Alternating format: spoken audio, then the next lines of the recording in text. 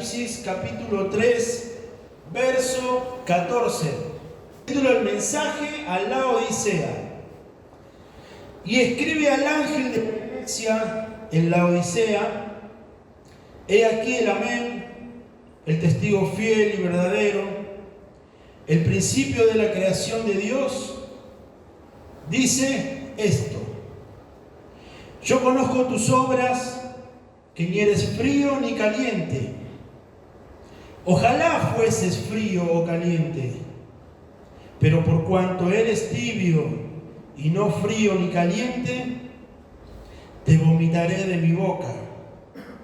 Porque tú dices: yo soy rico y me he enriquecido y de ninguna cosa tengo necesidad, y no sabes que tú eres un desventurado, miserable, pobre, ciego y desnudo.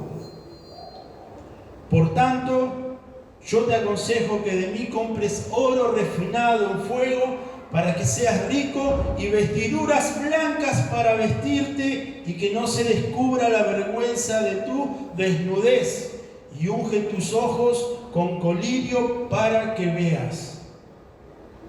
Yo reprendo y castigo a todos los que amo. Sé pues celoso y arrepiéntete. He aquí, yo estoy a la puerta y llamo. Si alguno oye mi voz y abre la puerta, entraré a él y cenaré con él y él conmigo. Al que venciere, le daré que se siente conmigo en mi trono, así como yo he vencido y me he sentado con mi Padre en su trono. El que tiene oído, oiga lo que el Espíritu dice a las iglesias. Y esta es una palabra hermosamente fuerte, cruda. Es algo crudo. Imagínense que el mismo Dios, aquel en el cual hemos escuchado desde el principio de todas estas enseñanzas, ese mismo Dios que formó todo, que hablaba, que estaba, que tenía la intención, mucha intención de que su pueblo salga adelante. El mismo Dios que estuvo en el principio, que liberó a su pueblo, que hablaba a sus profetas. Este es el mismo Dios. Desde Génesis hasta el Apocalipsis, este era el mismo Dios. La revelación misma de Jesucristo para Juan, para que escriba estas cartas. Y ya sabemos que Juan estuvo en una isla, Patmos, ¿sí? ¿Por qué? Por predicar la palabra de Dios. A predicar la palabra de Dios te vamos a mandar allá. Y otros pastores han dado la geografía de cómo era esa isla, ya que ya venimos escuchando, pero hay algo que en cada una de las iglesias se nombra. Hay algo que el Señor le dice específicamente a cada iglesia. Le dice: yo conozco tus obras. Ahí nos da la claridad y la apertura de que nada podemos hacer nosotros que el Señor no conozca. Ni aún nuestros pensamientos más profundos, más personales, más íntimos, el Señor los conoce. Él le dijo a cada iglesia: iglesia, yo conozco tus obras. Imagínense que hoy estemos todos de este lado y el Señor esté en este lugar y nos diga a cada uno de nosotros: iglesia, fuerza del cielo, yo conozco tus obras. A cada uno de ustedes los conozco. Muchos nos pondremos colorados, algunos que somos más morochos nos pondremos medio bordó porque se mezclan los dos colores. Y los blanquitos se van a poner, ¿vio? Porque imagínense que venga este Dios santo, santo, y nos diga: yo conozco tus obras. Y para los que están bien, sacarán pecho y decís: gracias, Señor, vos conocés mis obras. Y los que estamos flojos de papeles, como se dice, pues si no, Señor, vos conocés mis obras y nos quisiéramos tapar, ¿vio? El Señor conoce mis obras. Dos puntos quiero tocar.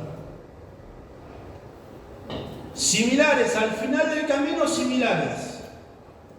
Uno de los puntos que le hablaba, ese ángel le hablaba a Juan para que escriba la carta y le decía a la Odisea. ¿Qué era la Odisea? Era una ciudad. Sí, cada uno le ha tocado una ciudad, pero dentro de esa ciudad había una iglesia, había cristianos. Y es verdad, en esta, que es cruel, es fuerte, y hay palabras que, miren, se nombra palabras fuertes como que te vomitaré de mi boca. Si vamos al área natural, es algo fuerte, ¿no? Porque hay personas que incluso nombrarle solamente eso es fuerte, es algo repulsivo. La ciudad era una ciudad próspera. Tenía abundancia, riquezas. Hacía sus negocios, financieramente estaba bien, tenía rutas. Mire, tenía todo. Todo tenía.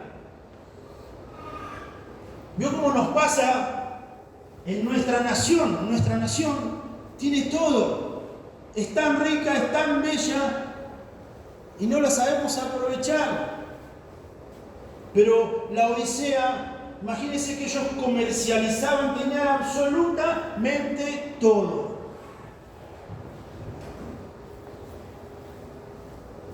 Comercializaban el sistema bancario,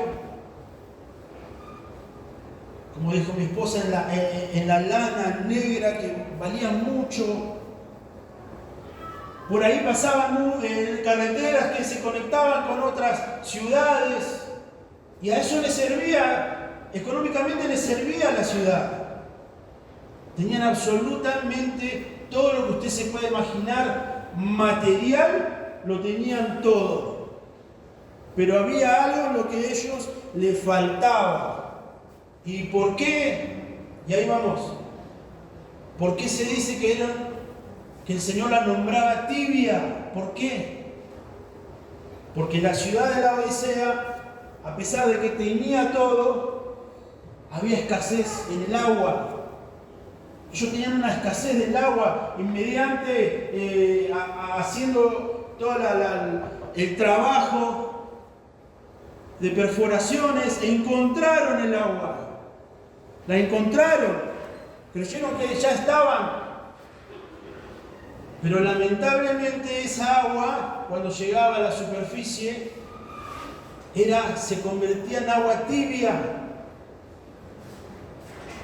¿Y a quién le gusta tomar agua tibia? A nadie.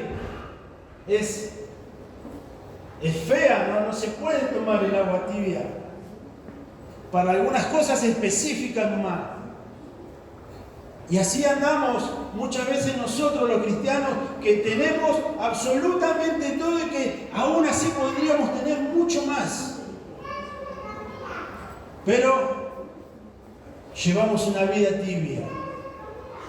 Estoy totalmente convencido de que a cada uno que le ha tocado la iglesia que ha tenido que desarrollar, es como quizás nos encontraba a nosotros espiritualmente. Y usted dirá, pero Rubén, ¿te estás colgando del madero? ¿Te estás matando solo? Mire, no me cuesta a mí reconocer, porque hay condiciones de los cristianos que muchas veces nosotros vemos solamente rostros y no vemos lo que hay dentro nuestro. Pero si usted ve cómo después se desarrolla la palabra, cuando empiezo a leer, a estudiar, a profundizar en el tema, tenía el peso en mi corazón de decir, Señor, y realmente fue un peso. Señor, tengo otra oportunidad.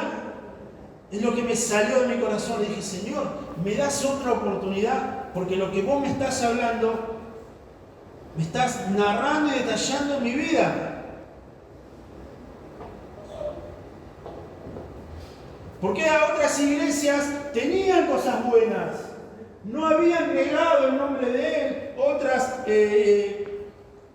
tenían cosas buenas, las otras iglesias, y esta iglesia no tenía nada bueno, nada. La ciudad de la Odisea lo tenía todo, pero a la misma vez, luego de encontrar esa agua y que esa agua salga tibia, no lo tenía nada.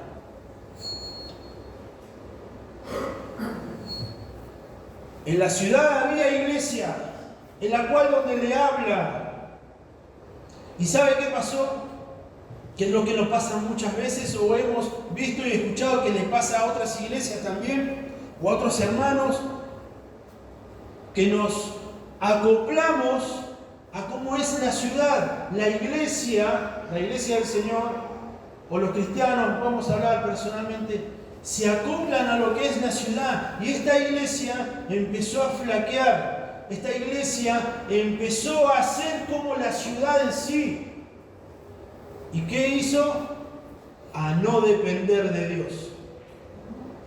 Y no depender de Dios para nosotros es que nos estamos poniendo las sogas nosotros en nuestro cuello.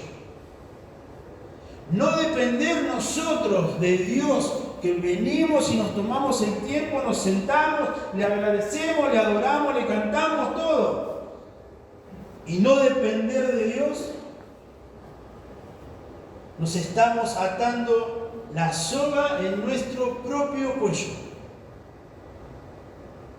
La iglesia fue de a poco, hasta que llegó el día que esa iglesia no le daba provecho ni siquiera a los habitantes de esa ciudad, ni siquiera para ellos mismos. ¿Lo tenían todo? Sí, lo tenían todo. Materialmente lo tenían todo. Pero espiritualmente estaban muertos. Por eso el Señor le hablaba y les dice: ojalá fueses frío o caliente. O sea, la lógica, lo bueno sería que los cristianos seamos fervientes. Eso sería espectacular. Pero también Dios le daba el parámetro para que comparemos. Ojalá que fuese frío, pero no tibio. Pero no tibio. Mire la condición en que se encontraba la iglesia. Había caído en una pobreza espiritual que a Dios le ocasionaba una molestia, y Él se lo hace saber. No de una manera natural para que nosotros entendamos, para que en aquel tiempo esa iglesia entienda cuál era lo que a Dios le molestaba. Esto se escribió para que nosotros también en este tiempo entendamos qué es lo que le desagrada a Dios. ¿Qué nos está diciendo Dios en este día? Mira, o hacete frío o caliente, pero tibio no te quiero. Tibio no te quiero. No pongas tus piecitos en el río y después salgas. O te metes al río y deja que el Espíritu te lleve, o mirala de afuera. O quedate ahí. Pero tibio no. Es una condición que Dios aborrece. Es un gris, ¿vio? El gris no dice nada. Uno no sabe si es blanco o es negro. Es un gris. Se formó entre los dos. A eso le hablaba Dios. Lo material ya estaba perdido, porque tiempo después esa iglesia perece con un gran terremoto que no se supo más nada. Imagínense cómo le desagradaba a Dios. Dios la desarraigó completamente, pero no sin antes hablarles y advertirles. Dios en todas estas enseñanzas nos habló y nos advirtió. También nos dijo: mirá, tenés algunas buenas cosas. ¿Por qué no le das más tiempo a eso? ¿Por qué no lo desarrollás más? Hay cosas de vos que me gustan. Esa es por lo menos la caricia de Dios que hemos escuchado. Che, vos, tu nombre, ¿por qué no le das más ganas a eso? ¿Por qué no le pones pilas a eso? Mirá, ¿sabés que hay cosas de vos que a mí me agradan? ¿Por qué no trabajás en esa área? Esa área tuya me agrada. Lo hemos escuchado. ¿Sí? Pero hay cosas de ti que me agradan. Acá no había nada para resaltar. Nada. Pero aún así, luego de escuchar todo esto y de ver un panorama completamente gris, este mismo Dios que con su amor le dice, le da la oportunidad nuevamente de acercarse a Él. ¿Por qué no te volvés a mí? Le dice. ¿Por qué nuevamente no tomás mi mano? ¿Por qué nuevamente no te encaminás en el camino? ¿Por qué no nuevamente empezás de vuelta? Se hablaban diferentes iglesias y una decía, creo que le toca a usted, Pastor Juan, porque dejaste tu primer amor. El primer amor es importante, es muy importante, diría, es fundamental. Y cuando se nos enseñaba de que era el primer amor, luego se desarrolló. El primer amor es el fervor que antes teníamos cuando hemos conocido al Señor. Ese es el primer amor, el fervor que nosotros teníamos, ¿sabes? No nos paraba nadie. No nos paraba nadie. El conocer al Señor, luego de venir toda una vida y conocerlo y ver que había uno que no nos juzgaba, que sí estaba atento a lo que nosotros necesitábamos. ¿Sabes qué fue para nosotros en mi juventud, por lo menos, ver que había alguien que se interesaba y que no me juzgaba y que... Mi primer amor, completamente enamorado de Él. Y todos hemos tenido esa experiencia, todos. Entonces eso nos sirve a nosotros de testimonio para decirle, sí, yo viví eso. ¿Por qué no puedo en estos tiempos volver a ese fervor? Y si estoy en una condición tibia, ¿por qué no decirle, Señor, me das la oportunidad de poder ser ferviente nuevamente? Lo que sí te recomiendo y aconsejo que no le digas, no, Señor, yo quiero irme, yo quiero ser frío. No. Señor, me da la oportunidad de poder ser ferviente, de poder recuperar todo lo que perdí, de todo lo que quedó en el camino, de todo lo que era. Poder recuperar eso y saber que allá hay mucho más. Que no es solamente lo que hemos ganado. No es solamente eso. El Señor tiene mucho más. Y esto no pasa por ser jóvenes, adultos o mayores de edad. No. Todo lo que Dios tiene abarca todos nuestros años, todos. La Biblia así nos da el ejemplo de Timoteo, un joven como Caleb, que tenía sus largos años y él decía, me siento con fuerzas todavía, y la Biblia habla que él tenía sus años y él se sentía con fuerza. ¿Por qué? Porque tenía otro espíritu. Está en nosotros tomar esta palabra y decir, hay 3 parámetros: frío, tibio o caliente. ¿Cuál es el camino que tú quieres tomar, iglesia? ¿Cuál es el camino o cuál es tu estado en este momento, en este tiempo? ¿Cuál es? Yo conozco el mío. Yo conozco absolutamente el mío. No conozco ni siquiera el estado de mi esposa o de mis hijos. No conozco tu estado, no conozco tu presente. No lo conozco, solamente tú sabes en cuál estás. Frío, tibio o caliente. ¿Amén? Es una palabra fuerte, sí, es fuerte la palabra, porque nos llega muy profundo. Porque como dije, no había nada para resaltar. Y quizás muchas veces en nuestra vida va a haber personas que no van a resaltar siquiera nada de ti o nada de mí. Pero acá lo importante es que el que está al frente de esta iglesia, que es el Señor, te dé nuevamente la oportunidad. Eso es lo importante.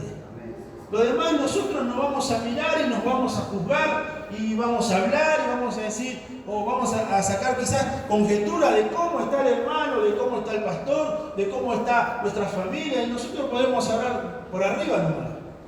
Pero acá realmente lo que importa es lo que piensa el Señor de nuestras vidas. Y que, como tenía el peso yo en mi corazón de decirle, Señor, dame otra oportunidad, por favor, dame otra oportunidad. Quiero salir de esta condición, sí, quiero salir. Dame la oportunidad solamente. Y la oportunidad apareció. La oportunidad apareció para este pueblo. Él dijo, te aconsejo que de mí compres oro refinado. ¿Qué nos da? Después habla de que seas rico, vestiduras blancas. ¿Qué nos da? ¿Cuál es el parámetro? De que en Él podemos encontrar todo lo que nosotros necesitamos. Todo. Si te sientes desnudo, en Él está nuestra ropa. Si te sientes pobre, en Él está nuestra riqueza. Te sientes ciego, corre a Él, que Él te va a dar la vista. Pero corre a Él. O corramos hacia Él. ¿Sabe qué? Que muchas veces somos nosotros los mismos cristianos los que desaprovechamos tantas oportunidades que Dios nos da. Somos nosotros mismos que no podemos llegar a entender del por qué muchas veces nos encontramos en una situación, en un estado, y sin embargo este Dios, que es el dueño absoluto de todo,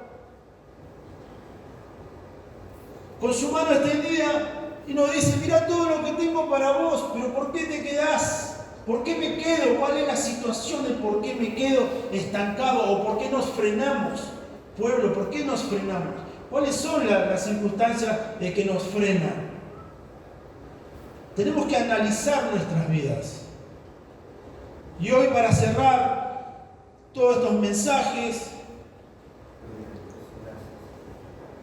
hemos tenido mimos de Dios, hemos tenido caricias de Dios, pero si hay algo fundamental en lo cual Dios nos ha hablado en todas las cartas, es que Él conoce nuestras obras. Y si Él las conoce, tú sabrás si son buenas o malas. Pero siempre la mano extendida está. Vení hacia mí, dice el Señor, vení hacia mí. Que en mí vas a encontrar todo lo que nosotros o lo que vos necesitas. En Dios, hermano, aprovechemos este tiempo. Acá estamos hablando de que Dios quiere bendecirte. Tu familia, tu trabajo, tus negocios, tu vida espiritual, tu vida sentimental. A eso estamos hablando. Por eso es este Dios que, ¿sabes qué? Abarca todas las áreas, todas las áreas. La invitación de Dios está. El compromiso nuestro de decir, Señor, la oportunidad que tú me das, ¿sabes qué? En este tiempo no la quiero desaprovechar. No la quiero desaprovechar bajo ningún punto de vista. Y si vas a mirar atrás, que solamente ese atrás quede ahí en el pasado y que se quede ahí. No volvamos al pasado. Pero bajo ningún punto de vista, no volvamos al pasado. Es desde hoy para adelante. ¿Por qué no decirle, Señor, que este sea el comienzo de algo bueno, de algo que tú me digas, sí, hijo mío, hija mía, este es el camino, te acepto, dale, vamos a darle para adelante. ¿Querés emprender algo? Hacelo porque estoy contigo. Y que el único Dios cuando Él nos dice que de mí compres, es porque en Él hay abundancia. Amén. Un aplauso fuerte para el Señor.